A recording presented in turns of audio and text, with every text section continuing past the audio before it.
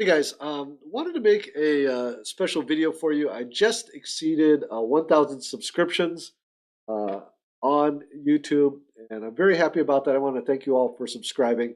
So, made just a little bonus video. Normally I make one video a week, but I wanted to publish a second one this time around just to celebrate 1,000 subs. And I really appreciate you doing some tactics training on this video, and I found it very instructive. Not a super long video, but follow along, see if you can solve the problems with me, have fun. And again, thank you for all of your support and enjoy the video. Okay, guys, I want to do a tactics training session here on chess.com. I have been playing. I've been struggling a little bit with the tactics. I think I've been doing them, not following my rules and doing them when I was distracted or tired. So I thought I would record a video. It will help keep me a little more accountable and help me to focus. So I do 5 a day. So let's get started here. And I don't know if I'll do this in one session, but this video will be one video of them all. So here we have, let's see, black to play. And right now it looks like my one rook is hanging. He's got this bishop here on c5, which looks like it is hanging as well. And of course, we got this queen here that's attacking, but is also hanging. So we want to look for discoveries, for example. We want to look for ways to protect this rook and maybe ways to develop this bishop. So let's take a look here. Got this little rook open file. Anything we can do with that. So something that pops to mind is capturing here on b5. Then takes back with the c pawn. Then, well, no, it doesn't work because this knight's covering here. So that's kind of out the window. Let's see here.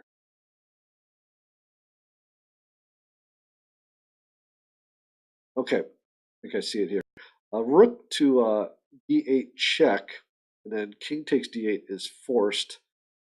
Then I've got bishop to a5 check, and pretty much no matter how black responds, I can take this. So it looks like everything is forced. It looks like, oh, not that one. Check right there. And just make sure there's no checkmates before I go in with this. Then I think I'm just capturing this queen. And that is the answer. Okay, so fairly easy problem. And looks like I gained one rating point there. I'll show that for you, but I gained a rating point there. Okay. So let's take a look here. Now, in this problem, it's white to play, and a lot of action here around the king. Definitely want to keep an eye out for any tactics there. Bishop is hanging, this knight is hanging, and my queen is under attack. So we want to take a look there. Got some action here on f7.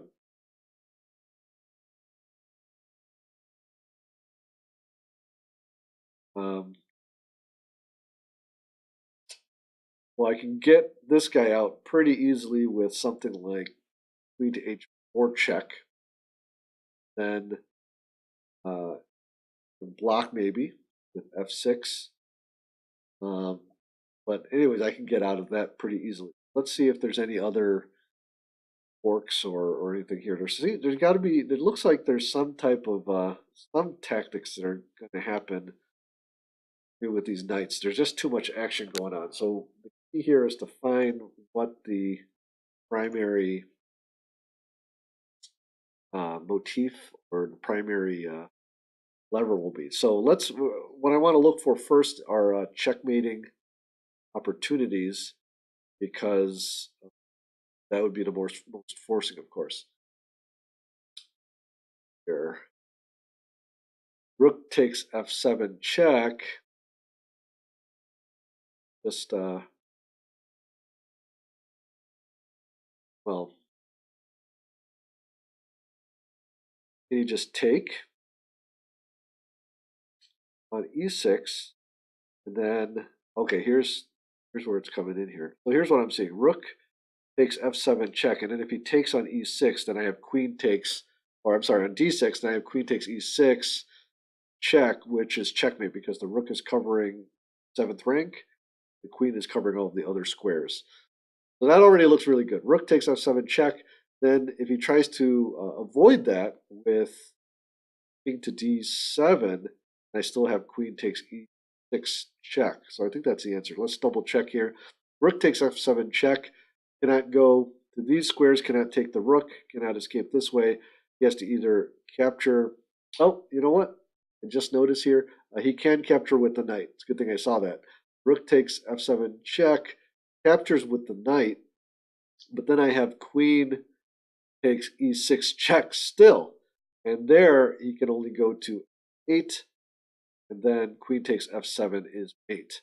So rook to f7 is the first move in the sequence. Takes with the knight, queen takes e6 check, to f8 just as we saw, and checkmate. It's good to see that. Again, another fairly easy problem, and I gained 1 rating point. And I thought that I had it so that you could see that, but guess I'll have to tell you along the way. So my rating's up to 2276.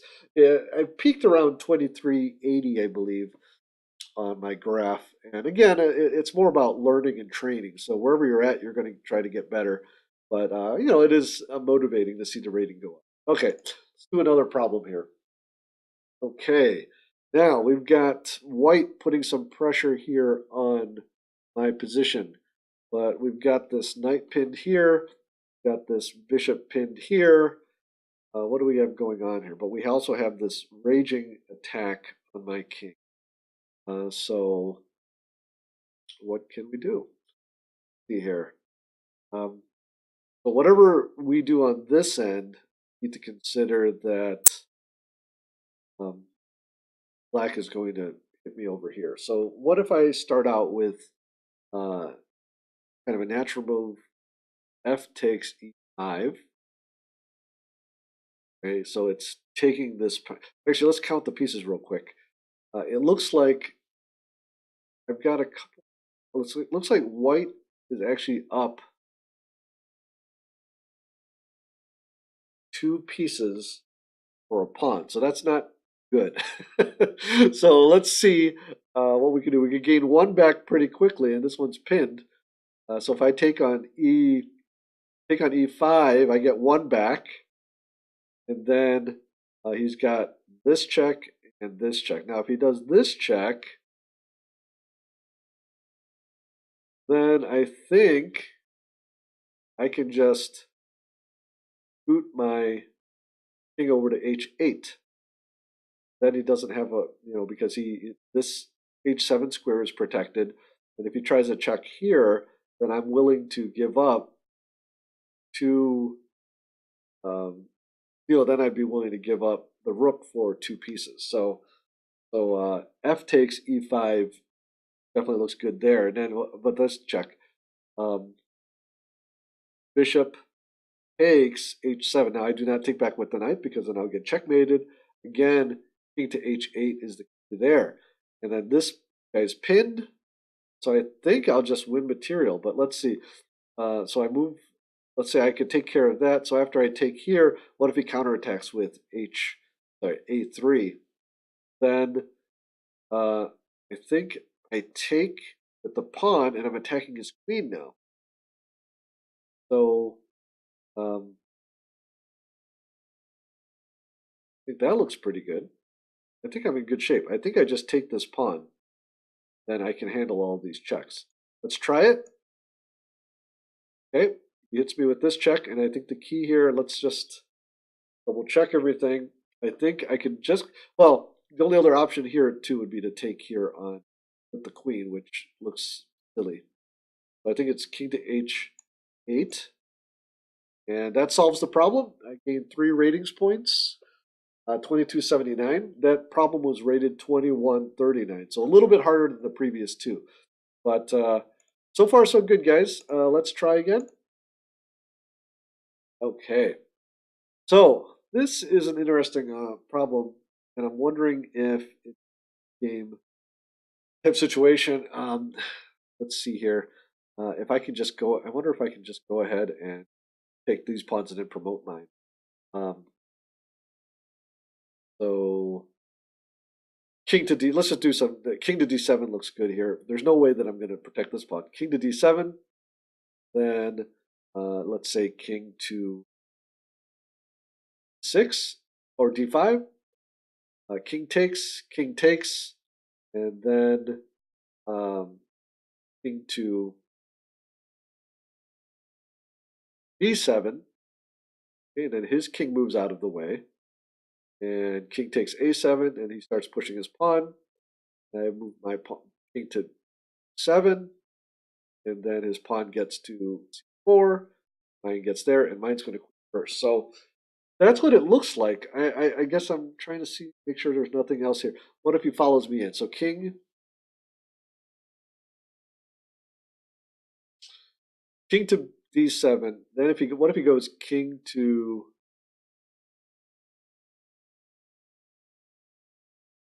E5 with the idea that if king takes here,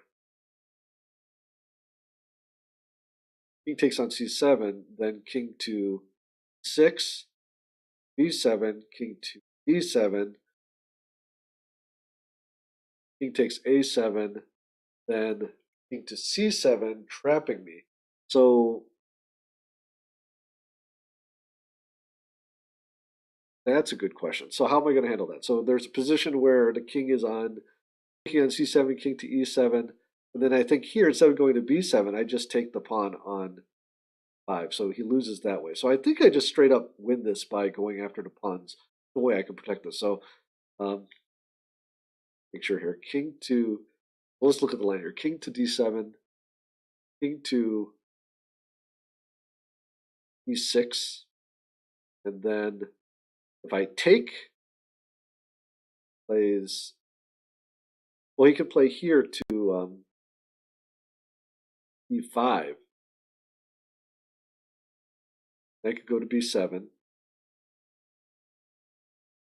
Takes. Well, so if he tries to go up, if he goes here to D5, then his own pawn will be in the way when I go here to 7.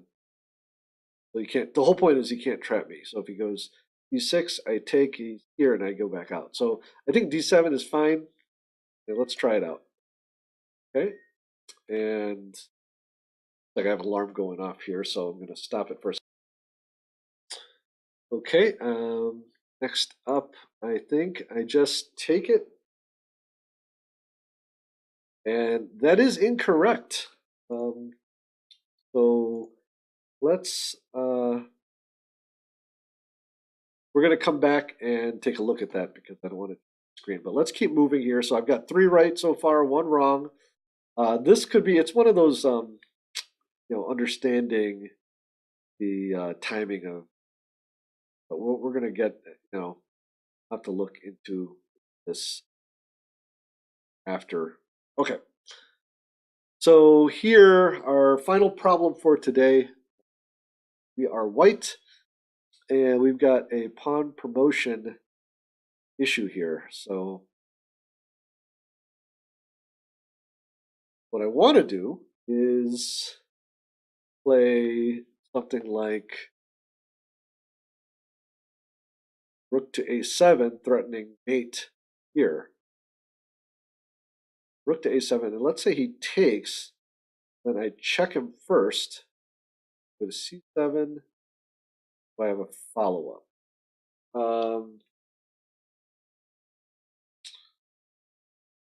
See here.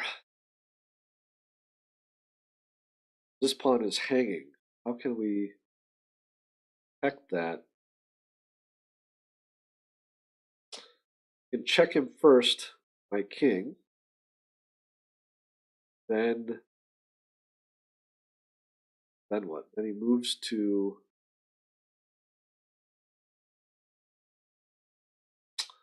okay.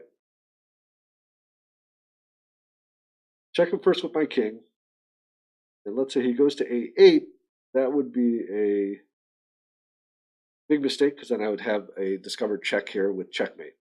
Now, if he goes to C8,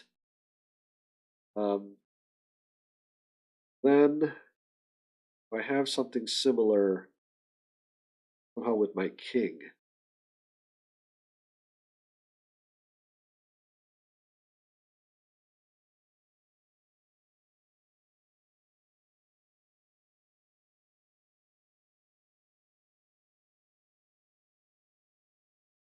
So rook to B8 check.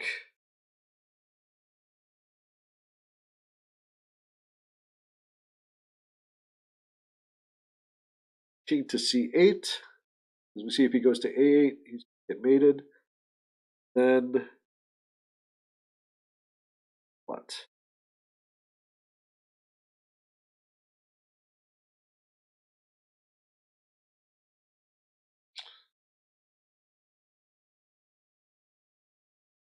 And I go king to 6.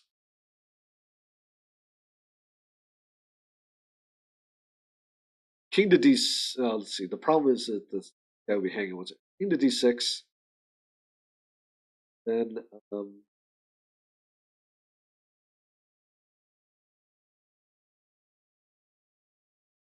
he has to make a move somewhere. He can't check me. Say he just makes time with king to B2. Then what I can do is actually play.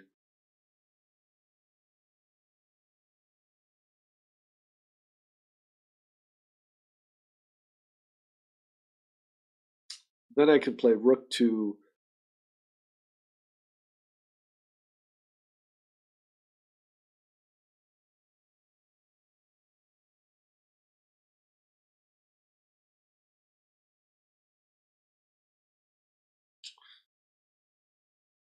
so king to E6, rook to B2, just making time there.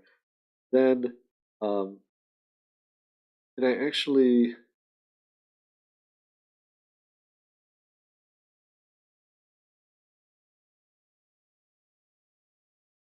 oh, because then I can play rook to A7 and I'm threatening mate. So if he takes on B6, I have to check him first actually. So I'll check him back here. So here's the line. From this position would be rook to B7 check, king to C8, king to D6, rook to B2, rook to C7 check, king to B8 again, because if he goes the other way, then I think I have some type of mating threat. Oh no, if he goes the other way, then I just advance my pawn. So it goes back to B8, and then I have rook to A7. Oh no, I don't. Take this with check.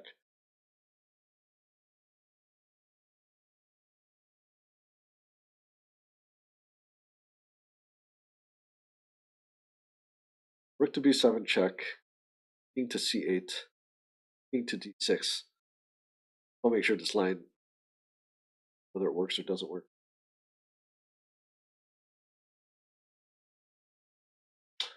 Oh.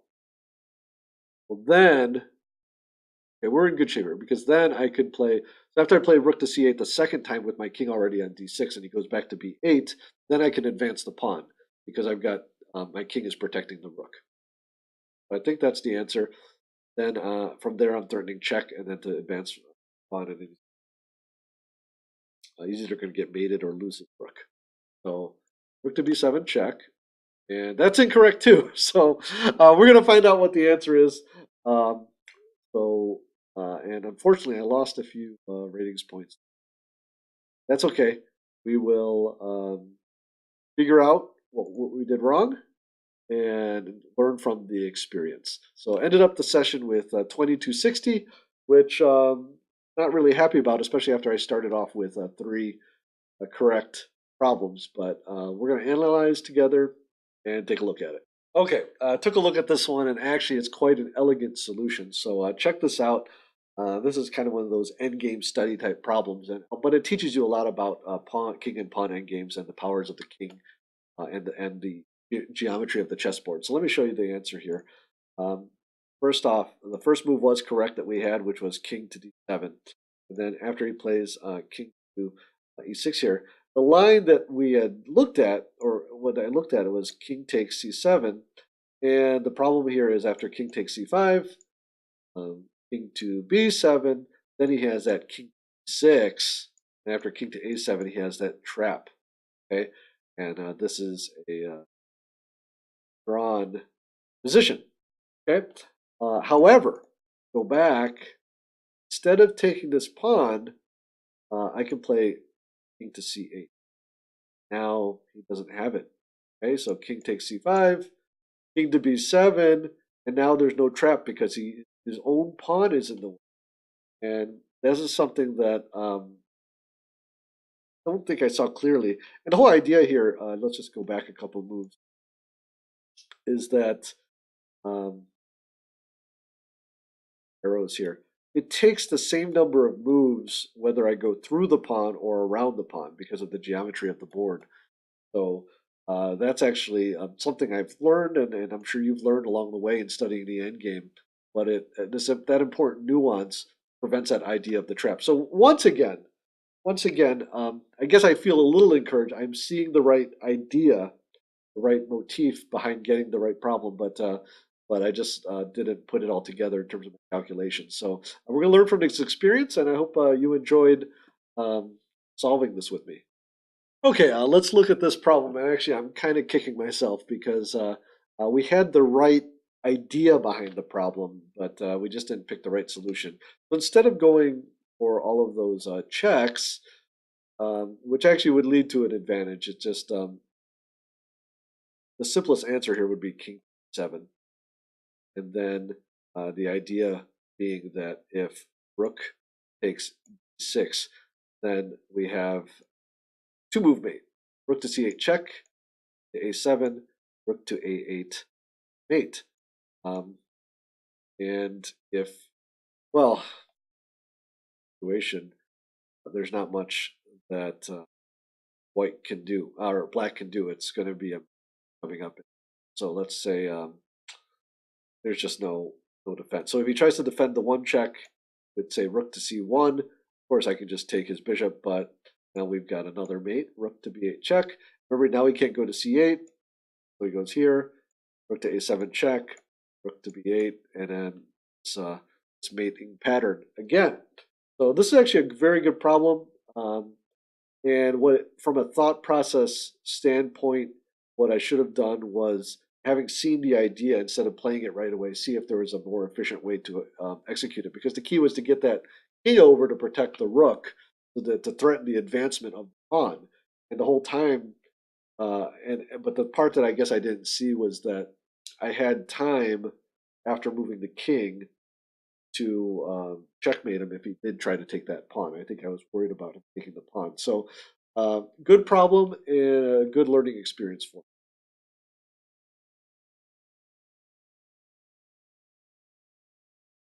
I hope you guys enjoyed that video.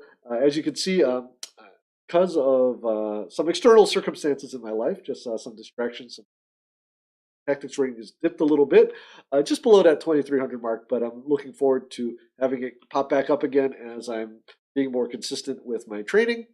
And I hope you guys learned something. I thought those problems were very good, not super difficult, but some very instructive moments within those problems. I learned a lot. I hope you did as well. And thank you for watching.